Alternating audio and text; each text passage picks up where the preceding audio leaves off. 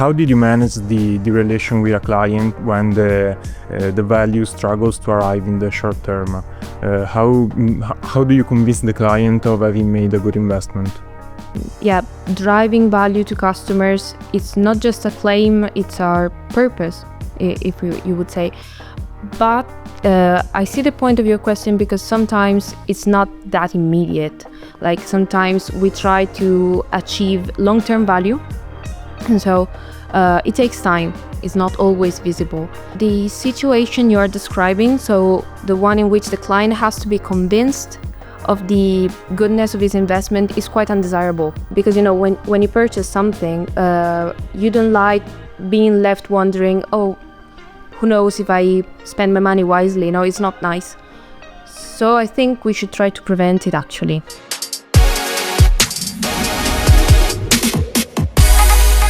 Hi to everyone, I'm Andrea Martino. I work as an HR here in BIP and Datwave, and today I'm here for the new episode of Off the Wave, the video podcast where we are asked a free question and we try to answer at the best of our capabilities, actually. We are here with Beatrice. Hi. Hello, I'm Beatrice. I'm a MarTech Analyst in Datwave, and I've started in Datwave around 2 years ago. And with us today is also Emanuele. Hi everyone, I'm Emanuele. I'm a student at the Polytechnic of Turin, where I'm attending a master degree in management engineering, and at the same time I'm working for Jetop, that is the union enterprise of Polytechnic. In Jetop, our main mission is to reduce the gap between the university and the professional world. So we work closely with small and medium enterprises, providing services such as websites, mobile application, or for example, we improve the brand identity of our clients. And we have also the opportunity to meet such great companies such as BIP. And today I have the honor of interview Beatrice and Andrea. I guess you have some question for us. Yes, I go with the first question. How did you reach BIP, but more in general, your career in consulting? And if you can tell me something about your role also as MarTech Analyst, that is something new for me. Yeah. So I approached consultancy, as I said, around 2 years ago. I was quite fresh out of university. I had another job before during university, but yeah, I was quite raw. And as a MarTech Analyst, I like to think my role is a medium between technology and marketing. So it's about empowering our clients. I like to think we make their life easier, and so their marketing is more effective, more automated, and overall more efficient and more revenue driving. Well, of course, I do a different role, so I'm not a consultant, but I started in this company. Before working for BIP, I was more, we could say, a salesman from this point of view. So I have a different kind of career. So I have to give credit to the company that they see the potential for me, and they see that actually the skill that I have developed as a salesman were quite fitting for the role that I was searching for. So they have the capability to have a lateral thought. So seeing something different and seeing something that could work. So I am quite grateful for that. It's been a while ago, actually. Your main role in BIP, but also in Datwave, is to provide value to your clients. But how did you manage the relation with a client when the value struggles to arrive in the short term? How do you convince the client of having made a good investment? I'm gonna go. You can go. Yes, you are the consultant. So yeah, I'm the consultant. Yes, I think driving value to customers, it's not just a claim, it's our purpose, if you would say. But I see the point of your question, because sometimes it's not that immediate. Like sometimes we try to achieve long-term value, and so It takes time. It's not always visible. But I think the situation you are describing, so the one in which the client has to be convinced of the goodness of his investment, is quite undesirable. Because when you purchase something, you don't like being left wondering, oh, who knows if I spend my money wisely. No, it's not nice. So I think we should try to prevent it, actually. Yeah. I think we are used to think as a consultancy firm as something complicate and difficult to understand things, right? But actually it's very simple. If you go to a lawyer, for example, you are actually requiring a consultancy for a need that you have, for which you don't have the skills, we could say, right? So you already have a need when you activate a consultant, and in that case the client know the value that you are bringing. So usually you don't find this kind of situation, actually, but also a bit of communication skill can be useful to avoid this this kind of situation. So in general, what are the most difficult part of your job? And when you just started working in this industry, did you feel prepared by university to face these challenges, or is something that you acquired during your career? I think most of the skill that you acquire during your working career actually skills that you acquire on the field. University is the value of university, and also in the organization you're part of, like Jetop, are more in the forma mentis, we could say, right? The way that they shape the person, the way they teach the person to reason in a certain way. That's the real value, and that's the real skill that you apply day by day in the work world. I guess maybe with a bit of contact with enterprises and things like that, you already see that, right? Yes, it's pretty the same also working in Jetop. I don't know if it's the same for you, Beatrice. I think it depends on. It's more technical, your role, of course. Of course. No, but I agree with what you said, actually, because I did quite technical university, so we had both my bachelor's and my master's, we had group projects. I don't know if you have the same. Yes. And they taught me some soft skills, like public speaking, like meeting deadlines and stuff that I use during my job. But yeah, for the art skills, not so much, I would say, during the job, the most. So the background that you build during university is based on soft skill, not in hard skill. And I think that when maybe you search for a candidate in a stage position, you look for someone that doesn't have so much hard skill, but maybe he has a mind that is he's open to different industry. Well, as an HR, of course, you touch on a soft spot, we could say. When we search for a position, of course, there are different kind of skills that you might require, different kind of path. But once you have met this kind of requirements, this kind of skill, because every kind of position, of course, have a different set of skills and set of technical instrument that could be useful, for that position. But after you have found this kind of requirement, the thing that you are investing the most are soft skill, because if you can communicate well, you already have half of the competencies that you actually need in the real world, and that's the most important part, I think.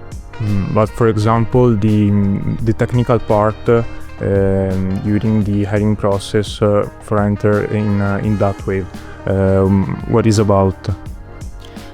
Oh, well, as I said, when I entered, I was straight out of university almost, so I don't think it really matters what you already know.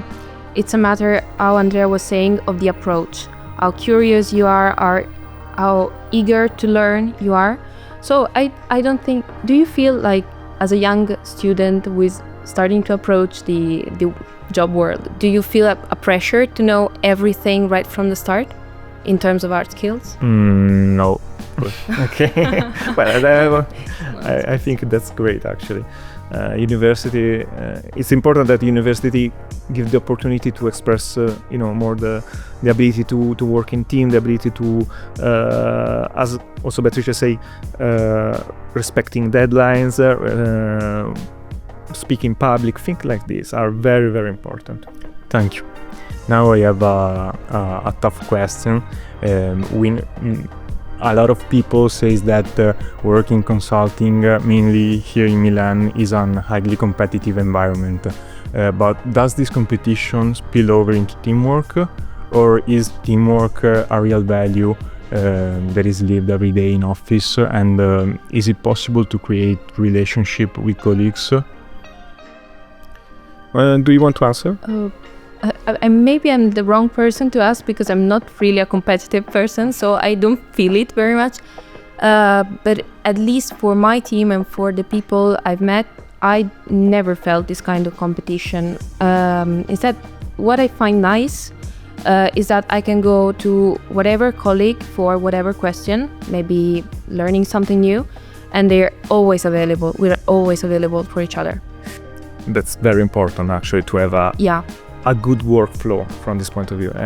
I think the economic tissue is not just consultancy, it's the economic tissue that was built in the past is created actually on competition. It's something that was very important once, and also the economic model are based between person on this kind of perspective. You have to compete with your colleague, to arrive, to be the first in doing this and things like this. But actually, this kind of model are a bit in discussion, unfortunately, right now, because humans are not built like that.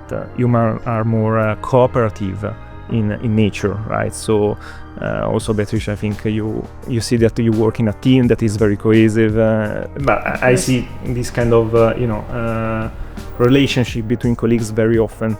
We work in team.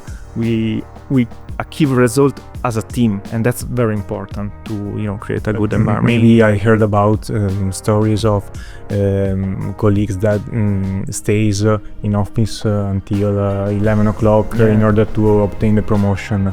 Is that something that really happen in this company or not?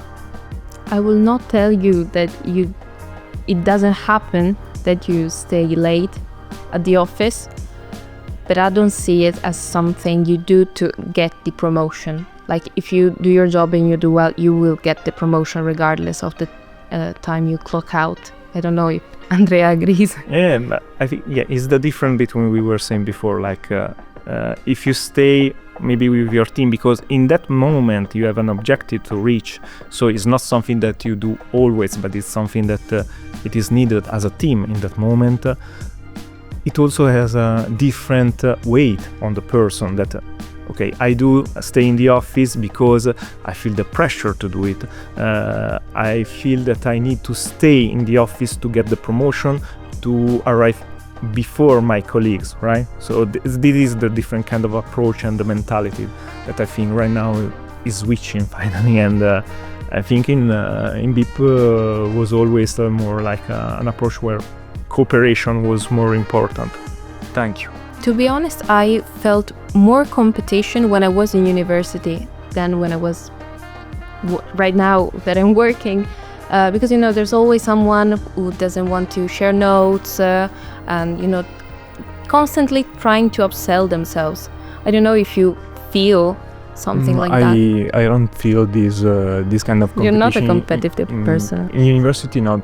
There's a high level of competition, but because everyone pushing themselves to the next level, to trying to do their best, but it's not something that a person doesn't want to help you for a competitive.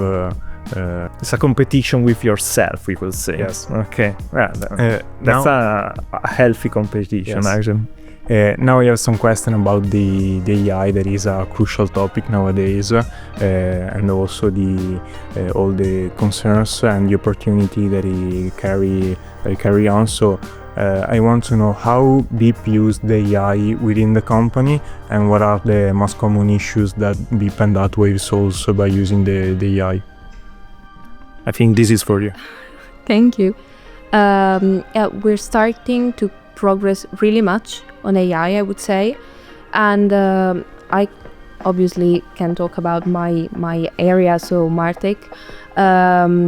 It's basically what we were saying before. So we are trying to use AI to automate as much as possible all those tasks that are being repetitive, so that actual people get to do the thinking and the strategizing job. And so right now it's a matter of automation and thinking about, I don't know, the agents, for example. And of course, it's gonna escalate in the future. Okay.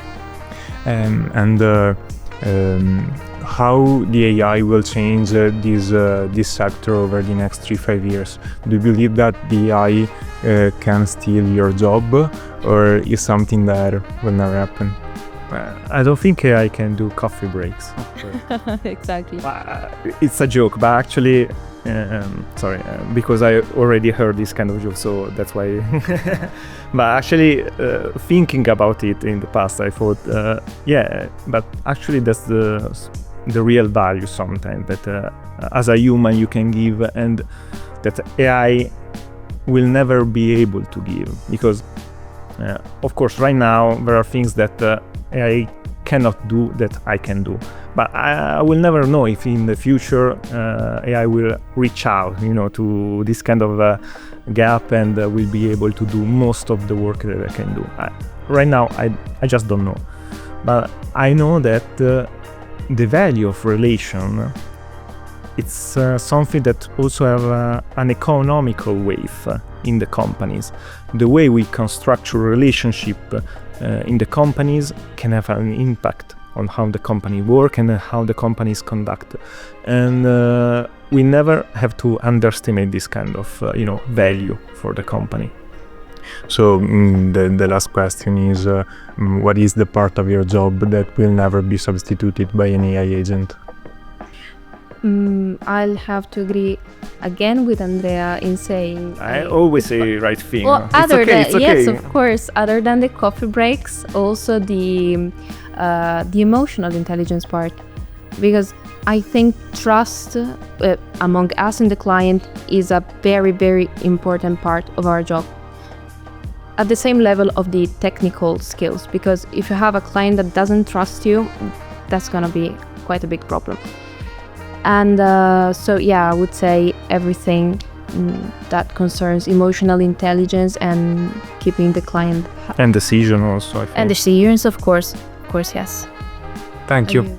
Thank you actually, and thanks to all the people that have watched us until the end, and we will see each other on the next episode, I think. Thank you.